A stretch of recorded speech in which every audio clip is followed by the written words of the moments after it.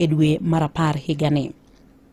Jolony e weche mag aluora e kaonti ma Homabay ogolo ywak ewi chido mar aluora mar moko kuom dhowedhe kaonti no. Mano ma bende giwacho ni kelo kod juelni ma bende iwito aoyaye e dhowedhego. Kakoro gikwayo piny owacho mar kaonti no mondo ket kare chenro matimo ler e aluora mar Nam Lolwe.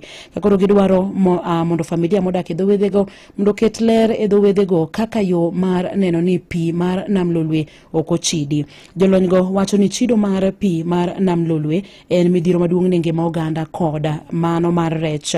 Kagiwacho ni mano bende mabende osekelo dok piny kwan mag rech e Nam Lolwe. Jakom mar riwruok mabende otisi ni aluora makare community based organization Willis Okeyo Omulo okwayo piny owacho mar Homabay kod migepe mamoko mag sirikal mamalo mondo ket kare chenro mabiro neno ni pi mar Nam Lolwe ok ochidi.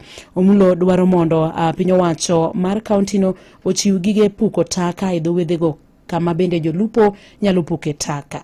Wantiere kod kuonde ma rech nyuole. Kuonde gi plastic kod jwendni odhi odino kuonde go makata ko rech onyuol to rech nyuol ei plastic. Waserekod more than 40 species mek rech malal. Sani kata ko wuoyo dhi ane namni. Namni sani onge gi rech. En rech gi orumo nikech wach suffocation mar plastics e kuonde ma rech nyuole. Onego bed wabedo kod chik mar ng'iyo kaka onego bed warito weche mek solid waste kod plastic pollution.